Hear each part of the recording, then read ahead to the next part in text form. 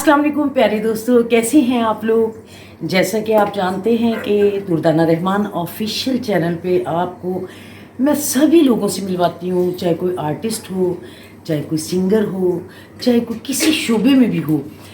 Artist के पीछे भी एक बंदा होता है जिसको हम कहते हैं प्रमोटर, जो आर्टिस्ट को आगे लेके आता है, जो आर्टिस्टों के शो करवाता है।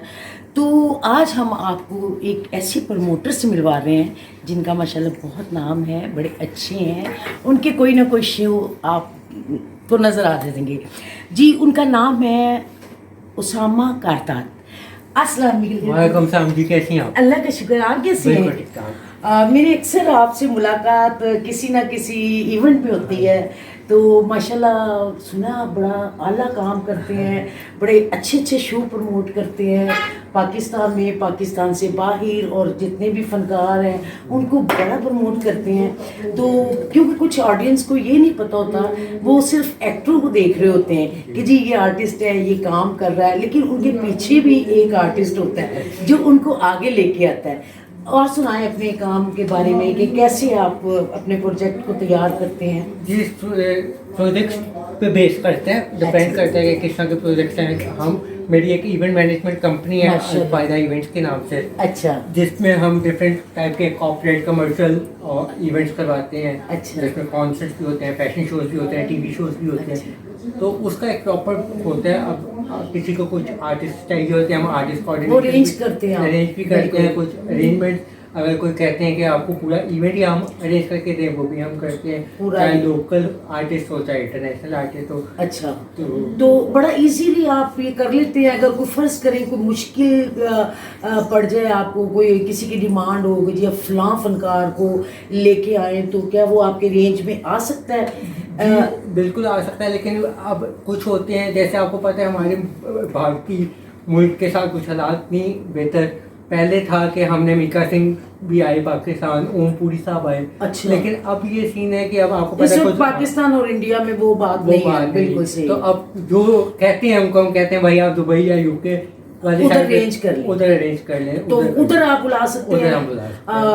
हिंदुस्तान के फनकार, भारतीय और पाकिस्तान, उधर कंबाइंड आप शो कर सकते हैं, तो उधर आपको आसानी होती है। तो यहाँ इस वक्त जरा मुश्किल है। पाकिस्तान में भी अभी आपने देखा हो, हरनूर आया था, इंडियन सिंगर है, वो भी इस तरह आ गए थे क्योंकि उनका पासपोर्ट कैनेडियन था। अच्छा, कैनेडियन पासपोर्ट पे आपको पता है इजीली है, भारतीय पासपोर्ट पे आना जरा मुश्किल है।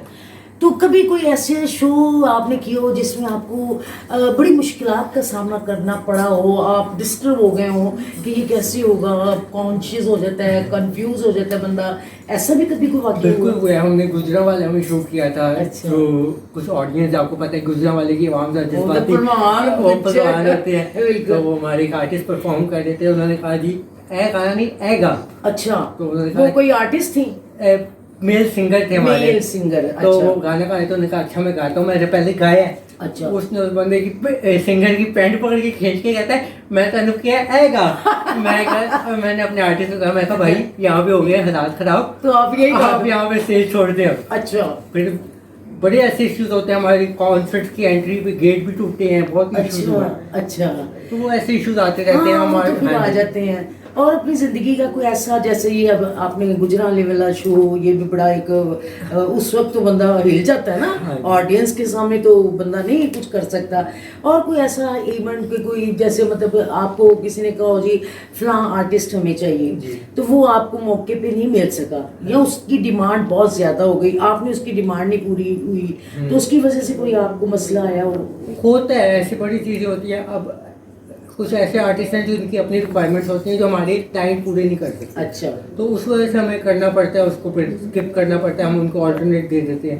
अब ऐसे ही एक कॉन्सर्ट था हमारा, वहाँ पे हमारे आर्टिस्ट टाइम पे नहीं पहुँच सके। अच्छा, तो वहाँ पे उन्होंने लोगों ने चेयर्स तोड़ दी, फिर हमने उन्हें दोबारा वो पैसे दे के जान छुड़ाई। ये तो होता है। तो और कोई अपना दिलचस्प वाकया सुनाएंगे, तो आपने बड़े अच्छे दो सुनाए। और हमारा जी 2018 में कॉन्सर्ट था इब्रारुल हक और आयमा बेग का। अच्छा, वो सारा प्लान हुआ था, जो ऑर्गेनाइजर्स थे हम लोग सब रेडी थे, हमारे टिकट सेल हो गई। हमारे इवेंट से एक रात पहले वहाँ पे हमारे वेन्यू के बारे कोई फोन वाला कफन फेंक गया और हमारी एनओसी कैंसिल हो गई। ओए हो कि जी अब आप शो नहीं यहाँ पे कर सकते। अच्छा, तो उस वजह से हमें काफ़ी डिस्टर्बेंस हुई, हमारा लॉस हुआ, हमारी जो टिकट सेल हुई थी ऑब्वियसली क्लाइंट तो जिन्होंने टिकट खरीदी है वो तो कहते हैं भाई हमने खरीदी है, हमें पैसे वापस करें। तो फिर ऐसा हुआ कि आपने उनको पेट पैसे फंड वापस हुआ, किए? हाँ जी। अच्छा, ये तो बड़ा लॉस हुआ होगा हाँ आपको। जी, ऐसे चीज़ें होती रहती हैं। हाँ, ये तो होती रहती है शो बिजनेस में। दोस्तों, ये आपने देखा कि कोई भी आर्टिस्ट हो या कोई भी सिंगर हो और उसके पीछे भी एक बड़ा आर्टिस्ट होता है, वो प्रमोटर की शक्ल में होता है। और जैसे हम लोग ये इंटरव्यू कर रहे हैं, हमारे साथ भी हमारे साथ ये हमारे साथ देने वाले हमारे कैमरामैन होते हैं, सारे एडिट करने वाले होते हैं। और आप तो देख रहे हैं कि मैं आपको हर शोबे से आप लोगों को बताती हूँ कि कितना मुश्किल काम है। शो बिज़नेस का काम इतना इजी नहीं है, लेकिन आप लोग बड़ी खूबसूरती से 2-3 घंटे में फ़ैसला कर देते हैं अच्छा है या बुरा है। लेकिन उसके पीछे एक बड़ी स्ट्रगल होती है, बड़ी मेहनत होती है। आप इनको देख रहे हैं उसामा साहब को कि ये कितनी स्ट्रगल से भाग दौड़ करके और कैसे कैसे वाक़यात पेश आते हैं, वो सारा लेके हम लोगों को चलना पड़ता है। तो दोस्तों, आज के लिए इतना ही काफ़ी। और थैंक यू उसामा साहब, बहुत शुक्रिया। कभी मौका मिलेगा तो आपके शो में हम भी काम करेंगे। तो दोस्तों, इंशाल्लाह ताला मिलते हैं किसी अगली वीडियो के साथ। बहुत शुक्रिया, आपकी दुर्दाना रहमान।